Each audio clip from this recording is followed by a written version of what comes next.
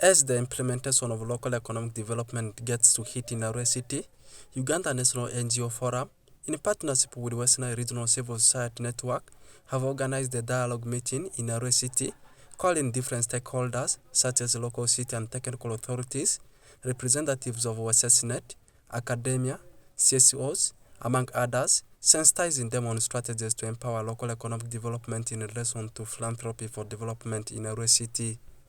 Orenge Moses, Program Manager for Western Nile Regional Civil Society Network, says the dialogue is basically to reflect on lead policy, its performances, and what can be done to amplify it. The meeting was generally to reflect on lead, which has been existent for close to now 10 years, since 2014.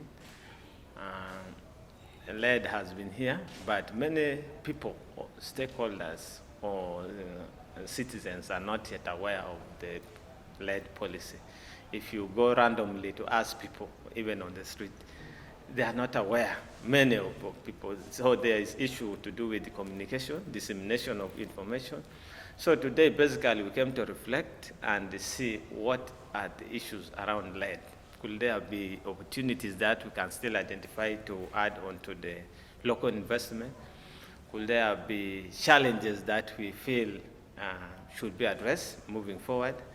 Would there be strategies that we can draw as different stakeholders to move forward? That's why we are here to reflect and see how do we move lead forward. Aiko Jobel, acting Arua City Commercial Officer, says understanding the concept of lead has been the greatest challenge, but this kind of dialogues will now act as a turning point. Understanding the concept of lead is the biggest issue that majority of stakeholders misunderstood. They thought it is a project. So that was the basic problem which affected lead at the beginning. Actually, lead is within us. Lead is not foreign, is it? A local is local.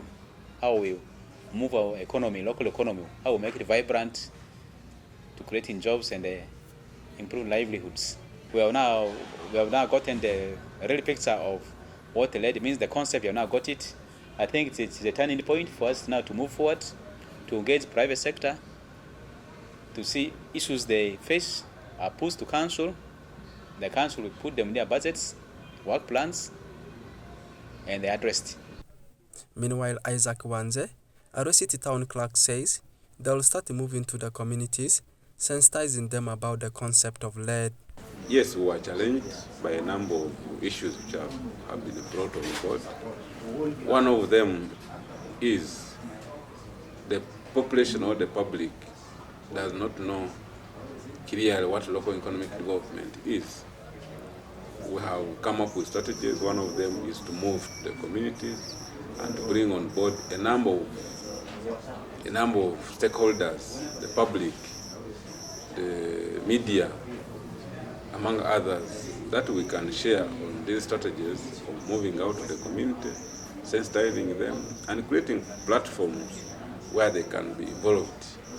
Because the issue of inclusion is important as we speak now and as we plan.